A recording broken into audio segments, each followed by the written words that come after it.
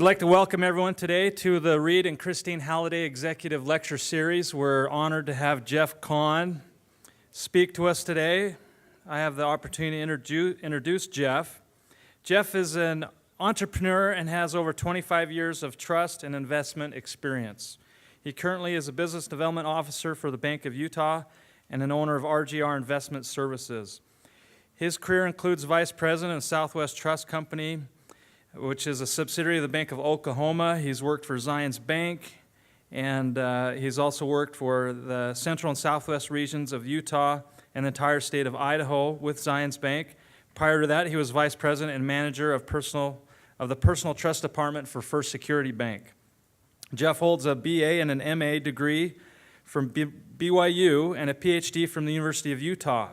He's taught foreign languages and literature at BYU, Penn State, Angelo State, and the University of Utah. He's a graduate of the American Bankers Association and National Trust School and graduate National Trust Schools.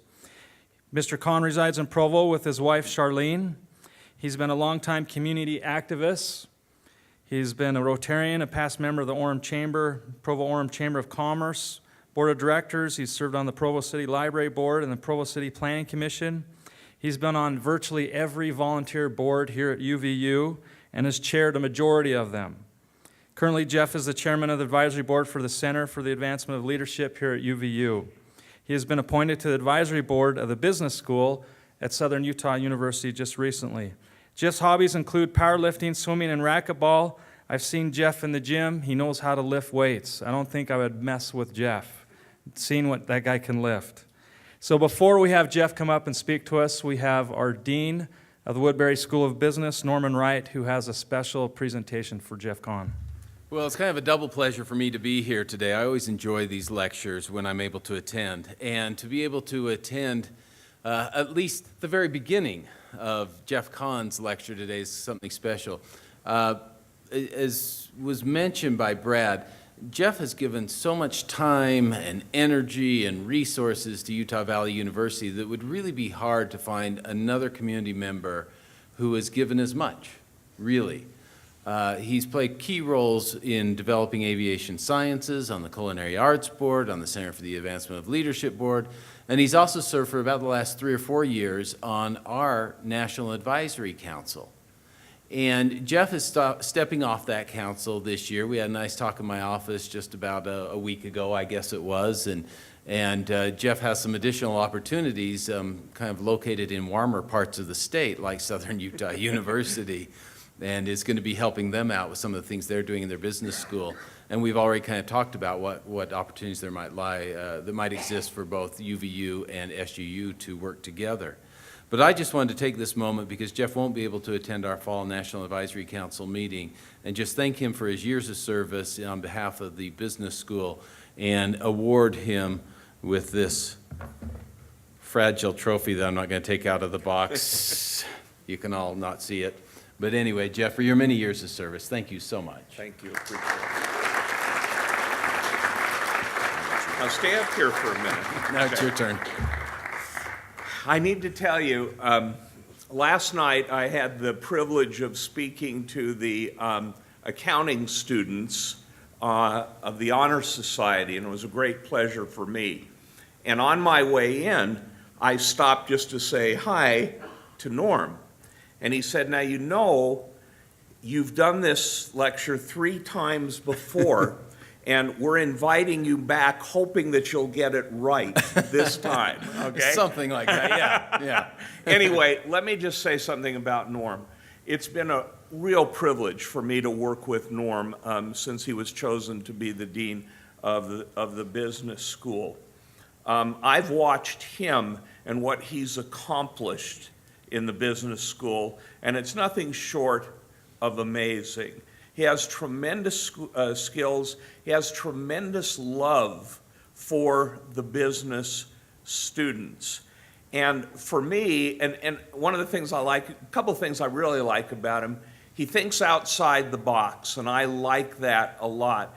And he has one of the best senses of humor of anyone that I know. So Norm, it's been a privilege and an honor for me to share a few years with you. Thanks so much. Thanks. You're in for a treat. I'm going to speak on a subject today that not many people speak on, and that is the role of power in leadership. And I would like this to be somewhat interactive. I can't see all of you that well with the lights on, but I'm going to ask you some questions, and I'd love to get some response from you. I would love it if you would share some of your experiences relative to power. I would also love it if you disagreed with anything that I said. I promise if you disagree, I will not cry, I will not stamp my feet unless Brad disagrees with me, and then I probably will beat him up in the gym later on. Anyway, let me just ask you this, and you can shout out this answer. When you think of power, do you have a positive, for the most part, or a negative reaction? Okay, so we're kind of divided here between positive and negative. Now, why, those of you that said negative, why do you say negative? What does power mean to you from a negative point of view? Anyone? Please. Okay, all right. Anyone else? Intimidating, all right. So you might think of it as, sounds like control or dominance. Well, I don't think of it that way, and really never have, okay? What do you think is the difference between leading people and manipulating people? What do you think is the difference there? Anyone? No, go ahead.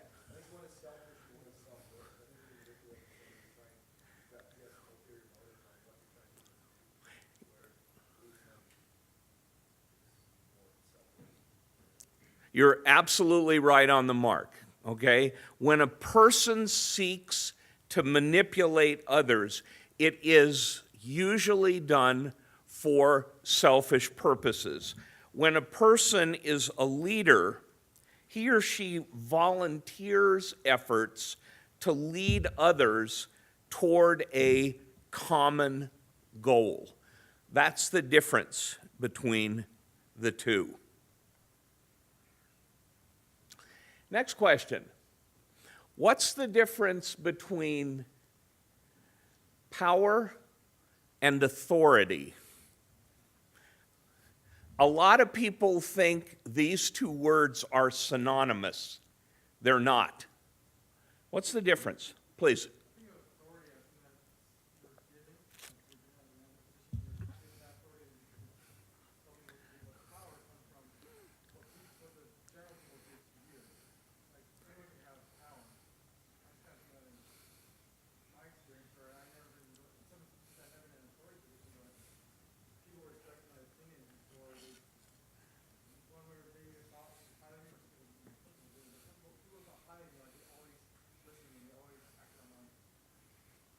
Okay. All right, good. Anybody want to add to that? Well, let me tell you how I view this. A leader's authority is defined by his or her title or position in an organization. The authority of a vice president, for example, and when Brad read my bio to you, I've been a vice president in a lot of different organizations. Well, that authority of a vice president is different from the authority of a, let's say, department manager, okay? Much different.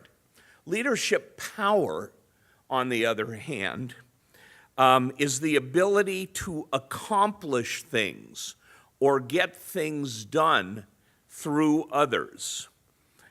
If you look at a department manager's power, it is what he or she can accomplish through the workers in the department. In most situations, a specific title like manager gives a leader a certain amount of organizational power. That usually is the result of what organizational psychologists refer to as title respect. Okay? People give me that authority because of my title. But unfortunately, title respect does not engender enough power to enable a leader to be effective by itself alone. When you're in a management position, and most of you here at some point will be in a management position. I know the quality of the business students here. When you're in that position for a while, you're going to see someone promoted who thought that merely being a manager was enough to make him or her effective. Let me tell you, it's not. It takes more than a title to be an effective leader, much more. So leadership authority is a title or a position, and typically it comes from your boss, while leadership power comes from others in the organization who enable you to become effective. In a successful organization, what would you think would be more important? Leadership power or leadership authority? Power, absolutely, okay? Now, that's really interesting because most people, and I stand before you and tell you that when I was your age 100 years ago, I worked hard to obtain a title, thinking mistakenly that it would automatically give me the power that I needed to function effectively in the organization, okay? To maximize effectiveness, leaders have to learn how and when to use their authority or their title, and more importantly, how to grow their power through others to achieve their goals. So let's get specific. There are, I think, 3 leadership categories that will greatly increase your leadership power. They are communication skills, influence skills, and character skills. Let's talk about each one of these for a few minutes. Your natural communication style sends messages to others, indicating whether you are easily approachable or unapproachable. The more approachable you appear to others improves the amount of power that these people will give you. When you, for example, express your appreciation for the contributions of others, either verbally or in writing, you gain power. It's also important to make sure that credit is always given to the persons responsible for the contribution. I know many individuals now and over the years who are leading organizations that take credit for everything their employees do. How soon and in what manner you communicate messages of appreciation either adds or takes away from your power. Now, let me give you an example. I run a lot of businesses. I never take credit for any contribution that I make. Why do I do that? Why do you think? You'll never find me taking credit for anything that I do, ever. Why? What do you think?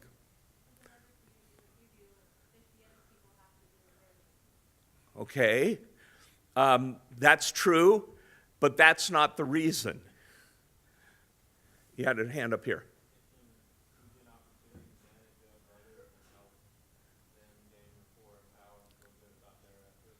Okay, good answer, but it's not what I'm looking for.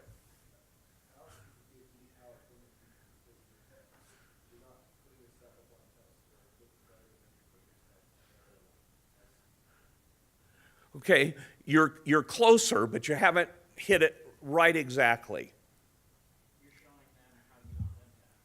That's true. That's still not what I'm looking for, but that is a good answer. Please.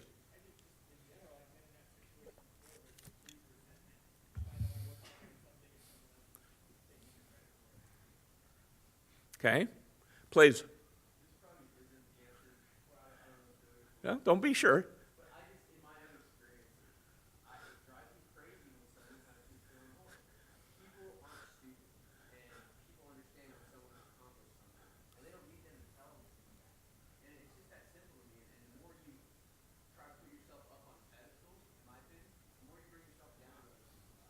Okay, go ahead.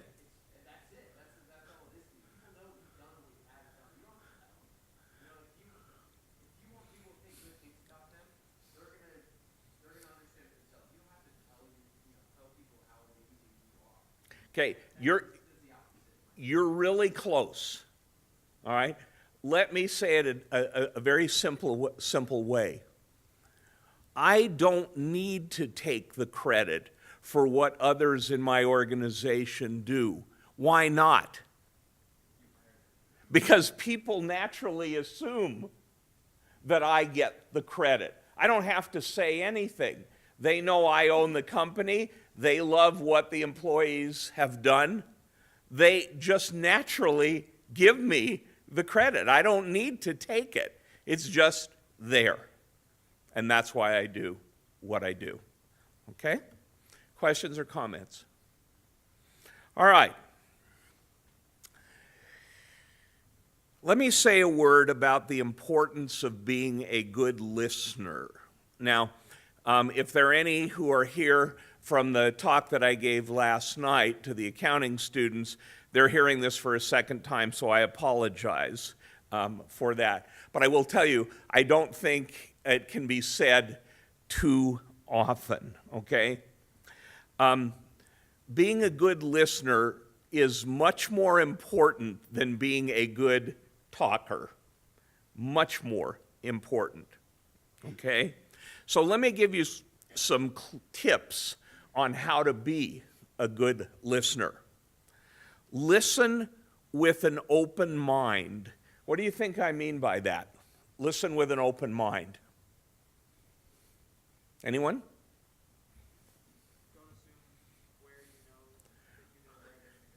Exactly.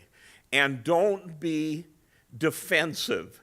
Don't be ready to pounce on something that they say to you, okay? Don't formulate, this drives me crazy. Don't formulate your answer while a person is still talking, okay? And you can many times tell by a person's body language that they're ready to answer you, okay, before you've even finished.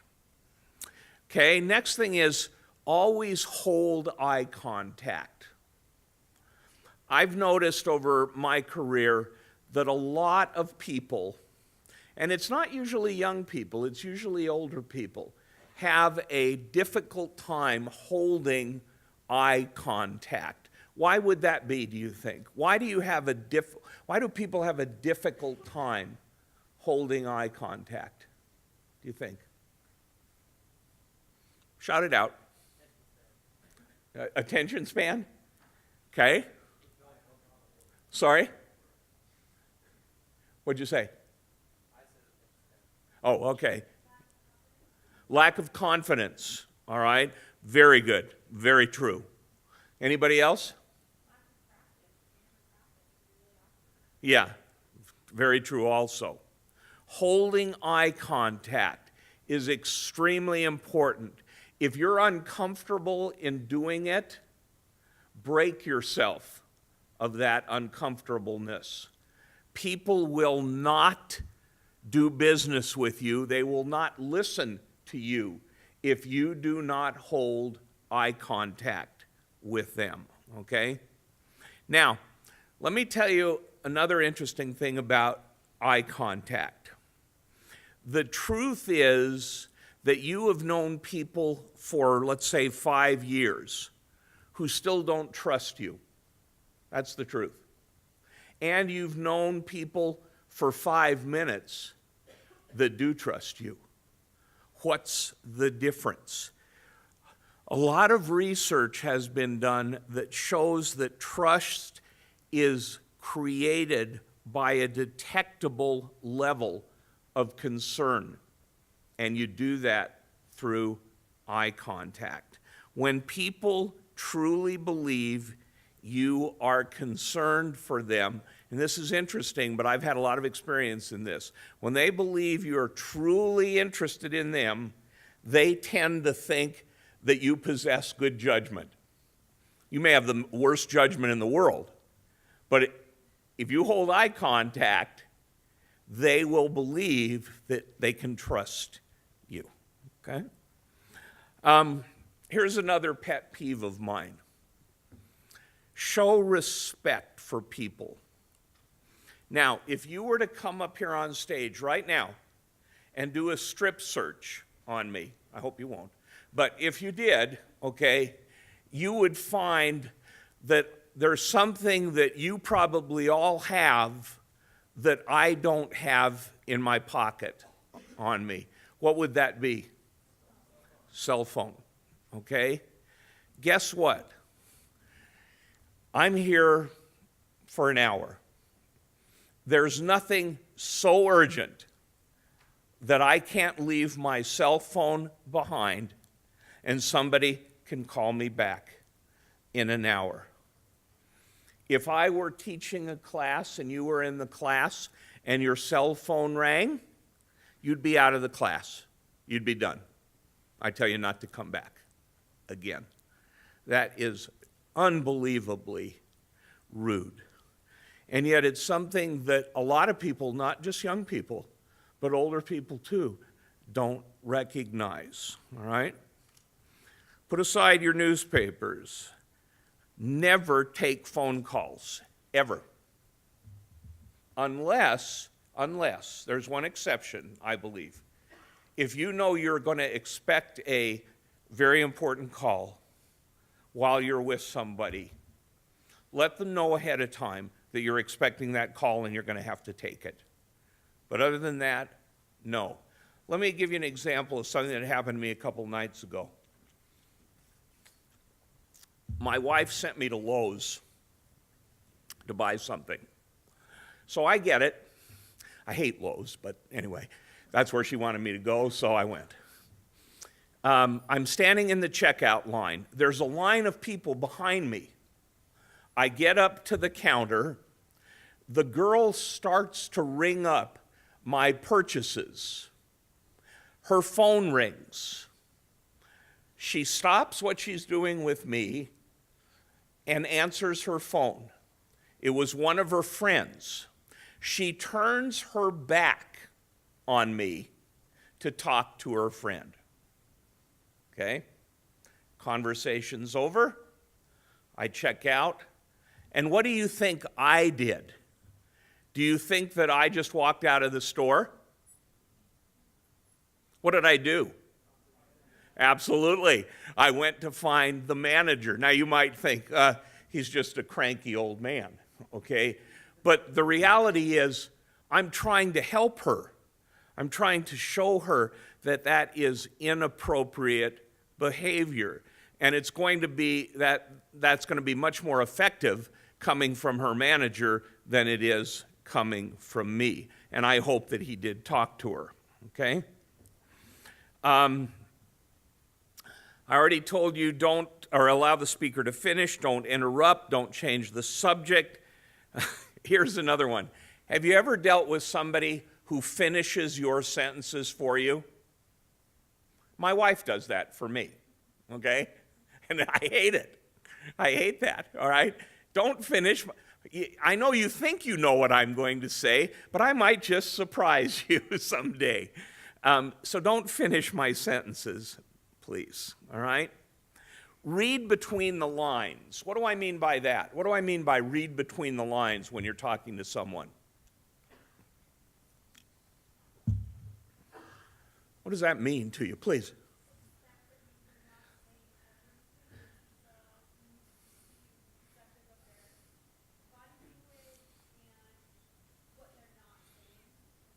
Excellent. As you listen to the speaker, listen for what might be left unsaid. Not what's said, but what might be left unsaid. It's not always easy for many people to tell you like it really is, all right? Not everybody is open. Not everybody is forthcoming. And to really help that individual, you might have to do what? It's a P word, probe. You may have to probe, okay? Now, once you have finished with the conversation, then it is your turn to outline your understanding, okay? Reiterate what you believe to be the main ideas, the main issues, okay? There's nothing wrong with ever saying, now, let me make sure that I understood you correctly. I think you said this. Nobody's ever going to be offended by that. They're going to think more of you, okay? Take the time to be certain that you have understood what the person has said to you. Otherwise, the time for both of you has been wasted, okay? Now, let me tell you something that I've learned through hard knocks over the years. Regardless of your skills, if the people you lead don't feel heard and don't trust you, they are always going to do the bare minimum. They're going to watch the clock, and they're going to be ready to leave at what time every afternoon if quitting time is 5 o'clock? 4:45. They're ready to go, okay? They are ready to go. They will do just enough each day to avoid getting fired. And this, to me, is more important. They're going to hope that the idea you came up with without their input does what? Fails. Absolutely, okay? You can spend your life delegating to people who want your projects to fail. Ask yourself this question: how smart is that really, all right? People don't always need leaders to agree with them and act on their suggestions. But people always do need to feel that their leader cares enough to listen. A leader with a reputation as a good listener is the most prized employee in any organization. Absolutely, okay? I have a lot of employees in my various businesses. Anybody that I hire, one of the things that I say to them is, I'm not interested in surrounding myself with people who are yes men or yes women. I want you to challenge me. I want you to say, maybe, Jeff, you haven't thought that this is a better way to approach this. Or, Jeff, you're full of crap, all right?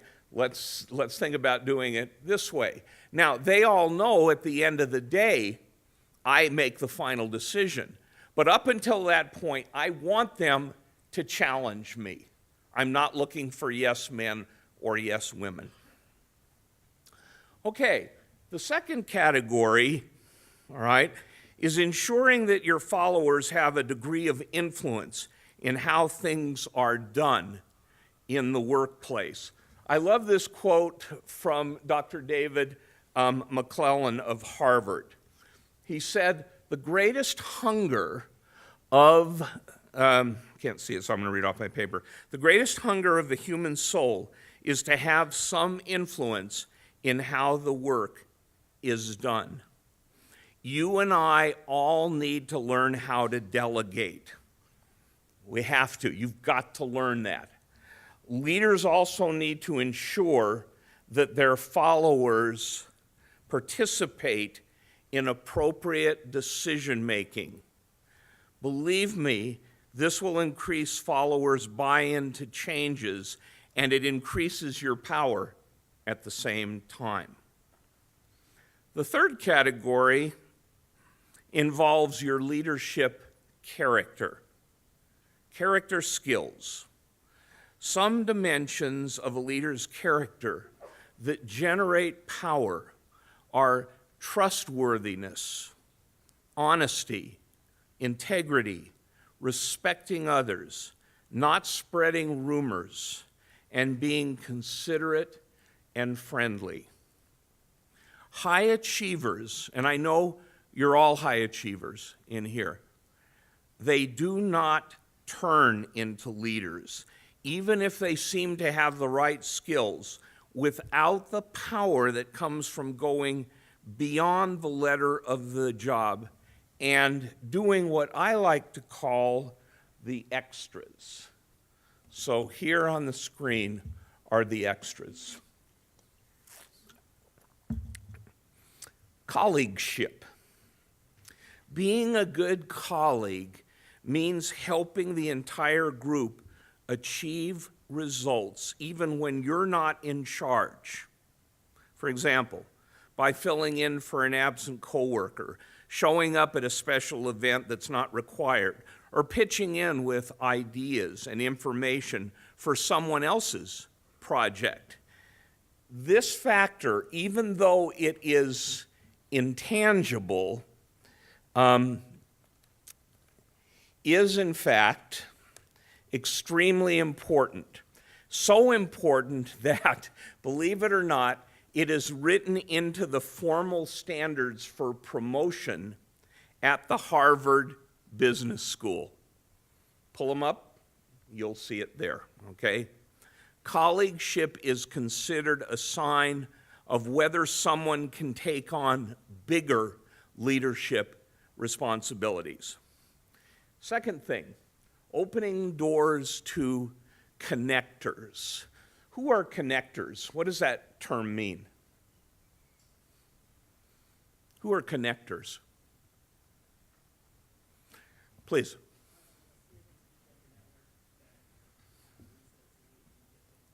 Exactly, okay?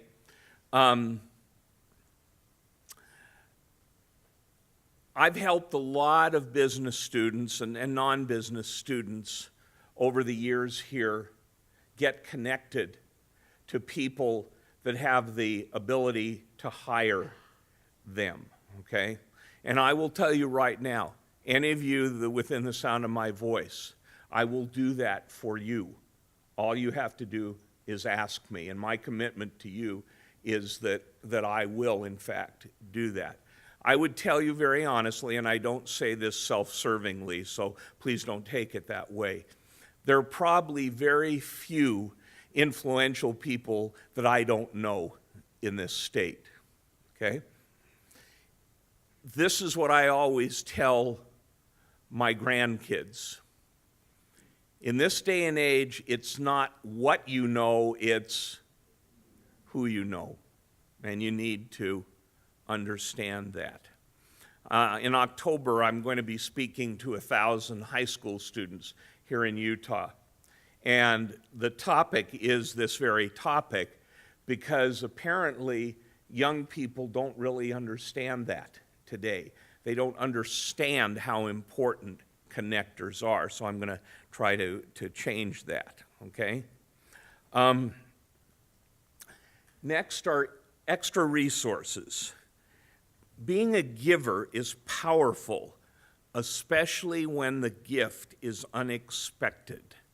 Sprinkling small amounts of money or opportunities around the organization can build enormous goodwill. Now, there's an editorial comment to make here. Please don't think that what I mean is bribery or crossing ethical lines, because I don't mean that. But anyone who has control over resources can find some legitimate, task-oriented ways to share them, all right? For example, funding dinners for a hardworking team, or providing seed money for expenses for promising innovations.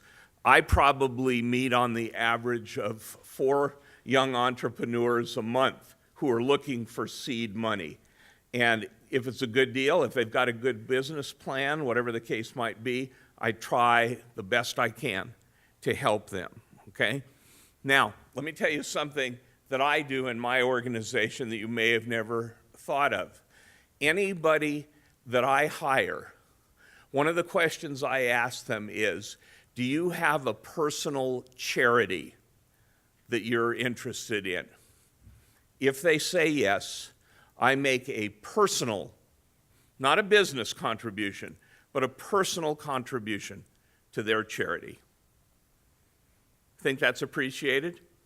Absolutely, okay? Self-organizing.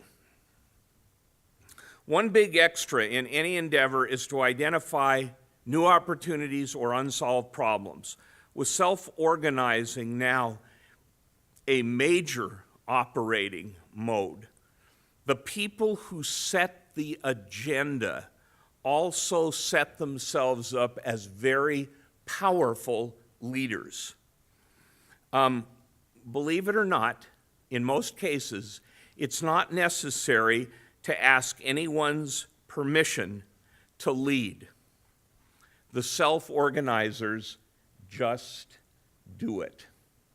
Sometimes that's a little hard at UVU, but I will tell you it does work in business, okay?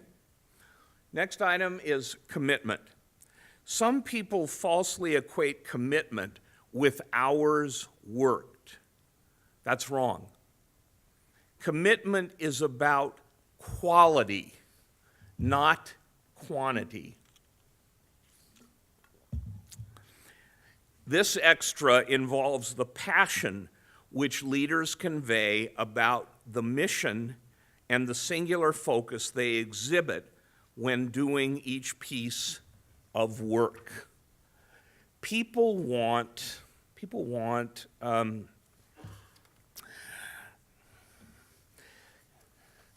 they want to be led by leaders who are committed, not those that make it clear that other parts of their lives matter more to them.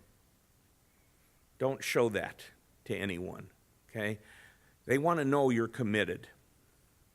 And the last item is external activity. Civic boards or nonprofit causes can groom leaders, and even more so if one's own organization has an interest in that cause. Joining professional organizations or industry networks and carrying information back and forth to them from the home team can also build internal power. Being a good ambassador, and it's one of the things that I love about the student body as a whole at UVU. They are good ambassadors here. Being a good ambassador externally reverberates internally. Now, Brad read on my resume all of the boards here, the civic organizations that I've belonged to. Now, I've done that because I've wanted to serve, but there's also another reason that I've done it as well that's a little bit more self-serving. Puts me in contact with who? people that might want to use my investment services and other services that I provide. I can't tell you the number of people that I've served with over the years who say, oh, you own an investment advisory firm? I have my account with Merrill Lynch, and I'm not really happy with Merrill. Could we set up a time to meet? Absolutely. And I'm off and running, okay? So keep that in mind. I started serving on boards when I was your age. I looked for opportunities because I knew that was important. All right, now, I want you to look at 4 descriptions of the most common one-hit wonder power styles. And I want you to ask yourself, just silently, not asking for a response, which sounds most like your style? I'll let you read them.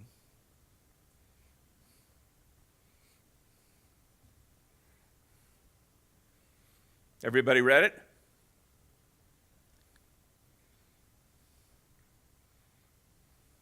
Okay, here come the last 2.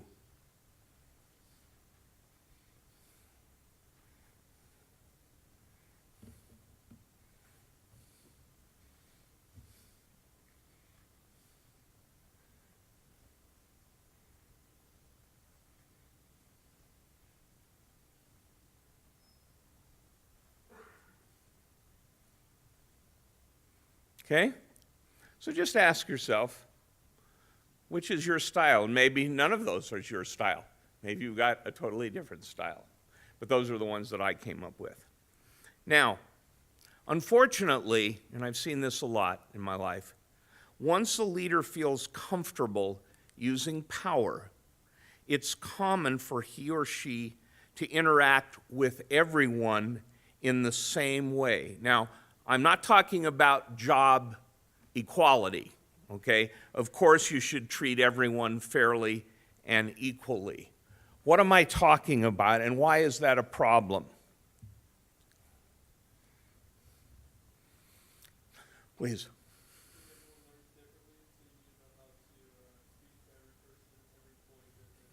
Okay, exactly right. Anybody else want to add to that? Please.